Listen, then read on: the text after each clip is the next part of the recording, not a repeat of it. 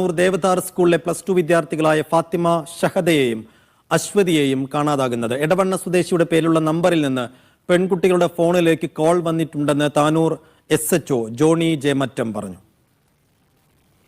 പെൺകുട്ടികൾ മിസ് ആയതുമായിട്ട് ബന്ധപ്പെട്ട് നമ്മൾ വൈഡായിട്ടുള്ള സർക്കുലേഷൻ പബ്ലിസിറ്റി കൊടുത്തിട്ടുണ്ട്. അത് സംബന്ധിച്ച് ഈ കുട്ടികളിൽ നിന്ന് തോന്നുന്ന സമാനമായിട്ടുള്ള ആൾക്കാരെ കണ്ടതിനനുസരിച്ച് ഉള്ള ഇൻഫർമേഷൻ നമുക്ക് കിട്ടുന്നുണ്ട്. അതൊക്കെ നമ്മൾ പോലീസുകാരെ അയച്ച് വെരിഫൈ ചെയ്യുന്നുണ്ട്.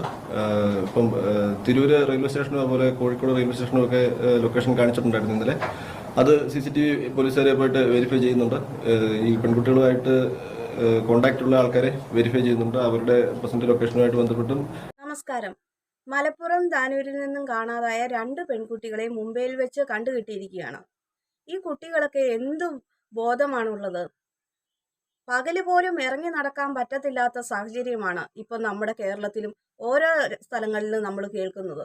ഓരോ ദിവസവും കേൾക്കുന്ന വാർത്തകളിൽ പീഡനങ്ങളില്ലാത്ത വാർത്തകൾ വളരെ കുറവാണ്. അപ്പോൾ ഈ 17 വയസ്സുള്ള പെൺകുട്ടികൾ 2 പേരും ഇങ്ങനെ ഒരു അറിയത്തില്ലാത്ത ഒരു നാട്ടിലേക്ക് ഒറ്റയ്ക്ക് പോകുന്നു എന്ന് പറഞ്ഞു കഴിയുമ്പോൾ അത് ഭയങ്കര കേൾക്കുമ്പോൾ തന്നെ എങ്ങനെയാണ് അവർ യാതൊരു കുഴപ്പവുമില്ലാതെ സേഫായിട്ട് തിരിച്ചു വരണേ എന്നാണ് ഓരോ മാതാപിതാക്കളും പ്രാർത്ഥിക്കുന്ന ഒരു കാര്യമാണ്.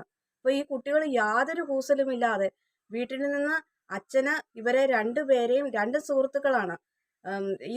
ഇതിലെ ഒരു കുട്ടിയുടെ ഫാദർ ഇവർക്ക് പരീക്ഷയായിരുന്നു അന്ന്. അന്നേരം അവരെ കൊണ്ടുപോയി ആക്കി കാൻറ്റീനിൽ നിന്ന് ഭക്ഷണം മേടിച്ച് കൊടുത്ത് അവരെ അവിടുന്ന് യാത്ര ആക്കിയിട്ടാണ് ഈ കുട്ടിയുടെ അച്ഛന് വീട്ടിലേക്ക് തിരിച്ചു പോകുന്നത്. അന്നേരം ഇവർക്ക് അവിടെ ശരിയായില്ല, അതുകൊണ്ട് ഇച്ചിരി ദൂരം മാറിയുള്ള ഒരു കാൻറ്റീനിൽ പോയി ഭക്ഷണം കഴിക്കാൻ പോവാന്ന് പറഞ്ഞ് ലാസ്റ്റായിട്ട് അവർ അങ്ങനെ ഒരു കോള് ആണ് വിളിച്ചത്. അതിനുശേഷം ഇവർ 2 പേരും പരീക്ഷ അറ്റൻഡ് ചെയ്തില്ല. മെയിൻ പരീക്ഷയാണ്, പബ്ലിക് എക്സാമാണ് +2ൻ്റെ. അപ്പോൾ അവിടെ അന്ന് ചെല്ലാതിരുന്നപ്പം കുട്ടികൾ പേരൻസിനെ വിളിച്ചു എന്തുകൊണ്ടാണ് ഇവർ 2 പേരും സ്കൂളിൽ എത്താത്തതെന്ന് ചോദിക്കുമ്പോഴാണ് ഈ രക്ഷകർത്താക്കൾ മക്കൾ സ്കൂളിൽ എത്തിയിട്ടില്ലെന്നുള്ള കാര്യം അറിയുന്നത്. അപ്പോൾ രക്ഷകർത്താവ് പറഞ്ഞു, ഞങ്ങൾ അവിടം വരെയും കൊണ്ടുവന്നാക്കിയതാണ്, അവരെ സ്കൂളിൻ്റെ കോമ്പൗണ്ടിൽ വരെ എത്തിച്ചതാണ് എന്ന് പറയുന്നു. അപ്പോൾ പിന്നെ അത് സ്കൂളുകാർ പോലീസിലേക്ക് വിവരം അറിയിക്കുന്നു. അങ്ങനെയാണ് അന്വേഷണം തുടങ്ങുന്നത്. ഈ കുട്ടികൾ 2ഉം കൂടെ സ്കൂൾ യൂണിഫോമിൽ പോയ കുട്ടികൾ ശരിക്കും പ്ലാനോടുകൂടിയാണ് പോയേക്കുന്നത്. അല്ലെങ്കിൽ പിന്നെ അവരെ നമ്മൾ CCTV ക്യാമറ ദൃശ്യത്തിൽ കാണുമ്പോൾ അവർ സ്കൂൾ യൂണിഫോം അല്ല ഇട്ടിരിക്കുന്നത്, ജീൻസും ടോപ്പും ഒക്കെ ഇട്ടാണ് അവർ പോകുന്നതാണ് റെയിൽവേ സ്റ്റേഷനിൽ വെച്ച് നമ്മൾ കാണുന്ന വീഡിയോ കാണുന്നത്. അപ്പോൾ അവർ നേരത്തെ മുൻകൂട്ടി എന്തൊക്കെയോ പ്ലാൻ ചെയ്തിരിക്കുന്നു. അതുതന്നെയല്ല, ഈ കുട്ടികളുടെ ബാഗിനുള്ളിൽ ആവശ്യത്തിലധികം ക്യാഷും ഉണ്ട്. ഇതൊക്കെ എവിടെ നിന്നാണ് കിട്ടുന്നത്? ഇവർക്ക് എന്താണ്? ഇവർ പഠിച്ചുകൊണ്ടിരിക്കുന്ന കുട്ടികളാണ്, രക്ഷകർത്താക്കൾ അറിയാതെ പോയിരിക്കുന്നതാണ്. അവർ രക്ഷകർത്താക്കളുടെ ഭാഗത്തു നിന്ന് ഒരു 5 രൂപ പോലും ഇവരുടെ കയ്യിൽ കിട്ടിയിട്ടില്ല. അപ്പോൾ ഇത്രയും രൂപ എവിടെ നിന്ന് കിട്ടിയെന്നുള്ള സ്രോതസ്സും മനസ്സിലാക്കേണ്ടതുണ്ട്. കാരണം ഒരുപാട് ലഹരി മാഫിയ ഇപ്പം നമ്മുടെ കേരളത്തിൽ ഒരുപാട് അധികം വളർന്നുകൊണ്ടിരിക്കുകയാണ്. അപ്പം ഈ സ്കൂൾ കുട്ടികളെ കേന്ദ്രീകരിച്ചാണ് 14 വയസ്സുള്ള ഒരു പയ്യൻ ലഹരി വിൽക്കുന്നതിൻ്റെ ഏജൻ്റാണെന്നാണ് 2 ദിവസം മുമ്പുള്ള വാർത്തയിൽ നമ്മൾ മനസ്സിലാക്കിയത്. അപ്പോൾ എന്തോരം ലഹരികൾ ഈ കുട്ടികളുടെ അടുത്ത് അത്രയും ലഹരിക്ക് അഡിക്റ്റ് ആയിരിക്കുകയാണ്. അപ്പോൾ എന്തെങ്കിലും കാരണമില്ലാതെ ഇത്രയും രൂപ ഈ കുട്ടികളുടെ കയ്യിൽ വരാൻ സാധ്യതയില്ല. ഇവർ മുംബൈ ചെന്നതിന് ശേഷം സലൂണിൽ കയറി തലമുടി വെട്ടി ഹെയർ സ്റ്റൈൽ ശരിക്കും വെറൈറ്റി രീതിയിൽ ആക്കി തങ്ങളെ മനസ്സിലാകാത്ത രീതിയിലുള്ള ഒരു മേക്ക് ഓവർ ചെയ്യണമെന്നാണ് ഈ സലൂൺകാരോട് പറഞ്ഞത്. അവിടുത്തെ ഓണർ ഒരു മലയാളിയായിരുന്നു. അതുകൊണ്ട് കാര്യങ്ങളൊക്കെ ചോദിച്ചപ്പോൾ അവർ ഇൻസ്റ്റഗ്രാം വഴി പരിചയപ്പെട്ട ഒരു സുഹൃത്തിൻ്റെ കല്യാണത്തിന് വന്നേക്കുകയാണ് എന്നൊക്കെയാണ് ഇവർ പറഞ്ഞത്. പിന്നെ പെട്ടെന്ന് ഒരു ഫോൺ കോൾ വന്നു. അതൊരു യുവാവായിരുന്നു. അതിനോട് സംസാരിച്ചു. പിന്നെയും ഫോൺ വന്നു. അന്നേരം സ്പീഡിൽ എത്രയും പെട്ടെന്ന് ഞങ്ങൾക്ക് ഇത് ചെയ്തു തീർക്കണം, അല്ലെങ്കിൽ വേണ്ട ഞങ്ങൾ പോവുക എന്ന് പറഞ്ഞപ്പോൾ ഇത്രയും രൂപ നിങ്ങൾ മുടക്കിയതല്ലേ, 5000 രൂപയാണ് ഒരാളുടെ ഹെയർ കട്ട് ചെയ്തതിൻ്റെ പൈസയാകുന്നത്. അപ്പോൾ ഇത്രയും രൂപ മുടക്കിയപ്പോൾ നിങ്ങൾ അതനുസരിച്ച് മുഴുവൻ കംപ്ലീറ്റ് ചെയ്തില്ലെങ്കിൽ അതിനുള്ള ഒരു റിസൾട്ട് കിട്ടിയില്ലെന്ന് ഉടമസ്ഥ പറഞ്ഞു. എന്നിട്ട് ഒരു തരത്തിൽ അവർ അത് കംപ്ലീറ്റ് ആക്കി പെട്ടെന്ന് അവിടുന്ന് സ്ഥലം വിടുകയാണ് ചെയ്തതെന്നാണ് ഇതിൻ്റെ ഓണർ പറയുന്ന കാര്യങ്ങൾ. പിന്നെ എങ്ങോട്ടാണ് പോകുന്നതെന്ന് അറിയുന്നില്ല. അപ്പോൾ അതിൻ്റെ ഇടയ്ക്ക് ഇവരെ ഇവർ പുറത്തിറങ്ങി അവിടുന്ന് സ്കൂളിൽ നിന്ന് ഇങ്ങനെ പോകാൻ വേണ്ടിയിട്ട് പ്ലാൻ ചെയ്തപ്പോൾ മുതൽ 2 പേരുടെയും ഫോണിലേക്ക് ഒരു യുവാവ് വിളിച്ചിട്ടുണ്ട്. എടവപ്പണ്ണപ്പാറ അങ്ങനെ എങ്ങാണ്ട സ്ഥലത്തിന്റെ പേരെന്ന് തോന്നുന്നു. അങ്ങനെ അവിടെയുള്ള ഒരു സ്വദേശിയാണ് ഈ ഇവരെ രണ്ടുപേരെയും ഫോൺ വിളിച്ചിരിക്കുന്നതെന്നാണ് പറയുന്നത്. അപ്പോൾ അയാളോട് തിരക്കിയപ്പോൾ റഹീം എന്ന് പറഞ്ഞ ഒരാളാണെന്നാണ് പറയുന്നത്. അന്നേരം ആ റഹീമിനോട് തിരക്കിയപ്പോൾ ഇപ്പോൾ ഈ കുട്ടികളെ പിടിച്ചതിന് ശേഷം ഈ റഹീമിനോട് ചോദിച്ചപ്പോൾ റഹീം പറയുന്നത് ഇങ്ങനെ ഇവർ പ്ലാൻ ചെയ്തു, ഇത് അറിഞ്ഞു, ഇവരെ പിന്തിരിപ്പിക്കാൻ നോക്കി, പറ്റുന്നില്ല, അപ്പോൾ ഇവരുടെ പുറകെ മുംബൈയിൽ പോയി. എന്തുകൊണ്ട് ഇയാൾ എന്നാൽ പിന്നെ പേരൻസിനെ അറിയിച്ചില്ല? ഇയാൾ എന്തിനാണ് ഇവരുടെ പുറകെ പോയത്? ഒരു പോലീസിനെ അല്ലെങ്കിൽ ഇൻഫർമേഷൻ ചെയ്യേണ്ടതായിരുന്നു ഇങ്ങനെ ഒരു വാർത്ത.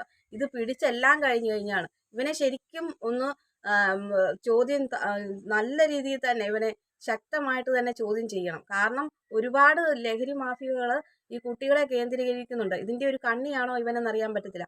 എന്തെങ്കിലും രീതിയിൽ ഇവരെ മുംബൈ പോലുള്ള നഗരങ്ങളിൽ നമ്മൾ കേൾക്കുന്നതാണ് ചുവന്ന തെരുവ് എന്നൊക്കെ പറയുന്നത്. ഓരോ സ്ത്രീകളെ കൊണ്ടുപോയി പെൺകുട്ടികളെ കൊണ്ടുപോയി വിറ്റിട്ട് ഇതിന് കമ്മീഷൻ മേടിക്കുന്ന ആളുകളെ കുറിച്ചൊക്കെ നമ്മൾ മാധ്യമങ്ങളിലൊക്കെ കേട്ടിട്ടുള്ള ന്യൂസുകളാണ്. അതുപോലെ ഇവൻ അതിൻ്റെ ഒരു ഏജന്റ് ആണോ എന്ന് നമ്മൾ സംശയിക്കേണ്ടതുണ്ട്. എല്ലാ രീതിയിലും സംശയിക്കണം. കാരണം 17 വയസ്സൊക്കെയുള്ള പെൺകുട്ടികളാണ്.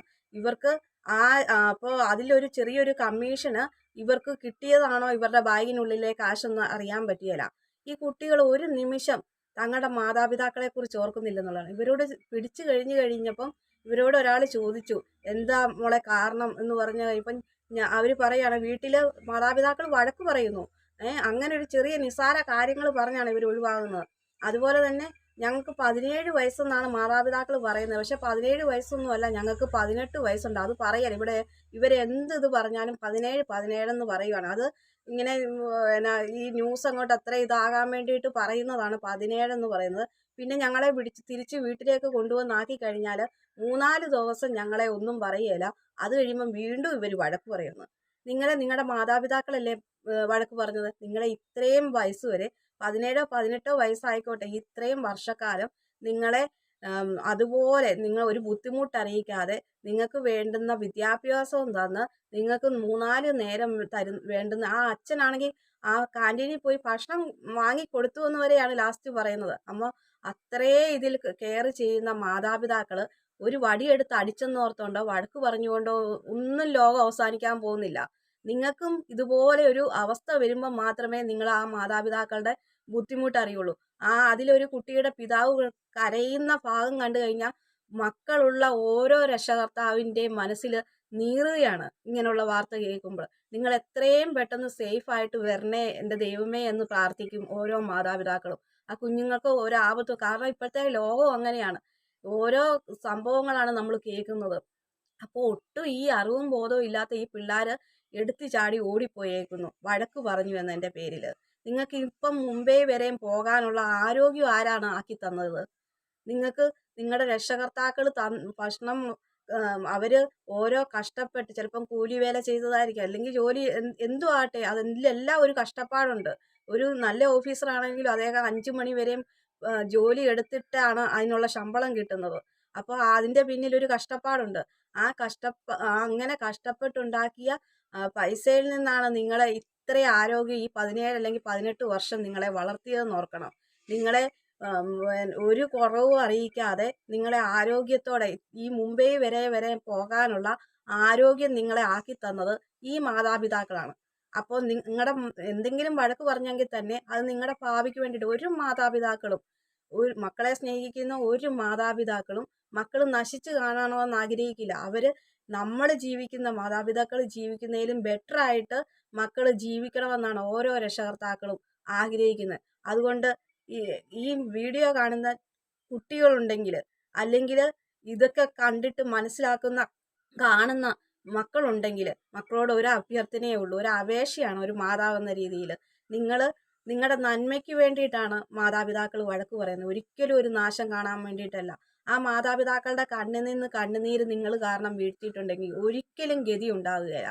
അതുകൊണ്ട് നല്ലൊരു കുട്ടികളായിട്ട് വളർന്നു വന്ന് അവർക്ക് താങ്ങും തണലുമായി സംരക്ഷണം നൽകി അവരെ നല്ല രീതിയിൽ ജീവിപ്പിച്ചെങ്കിൽ അവരുടെ കാര്യങ്ങൾ വേണ്ടുന്ന രീതിയിൽ നിങ്ങൾ മക്കൾ ചെയ്തു കൊടുത്തെങ്കിൽ മാത്രമേ നിങ്ങളുടെ ജീവിതത്തിലും ഒരു വിജയം ഉണ്ടാവൂ എന്നുള്ളതാണ്. അങ്ങനെ ചെയ്യുന്ന മക്കൾക്കേ വിജയം ഉണ്ടാവുള്ളൂ. അവരുടെ മക്കൾക്കും ആ രീതി അനുകരിച്ച് നിങ്ങൾ നല്ലൊരു പിന്നെ നല്ലൊരു വ്യക്തിയായിട്ട് അല്ലെങ്കിൽ നിങ്ങൾ അറിയപ്പെടുന്ന ഒരു കുടുംബമായിട്ട് മാറണമെങ്കിൽ നിങ്ങൾ മാതാപിതാക്കളെ അനുസരിക്കണം.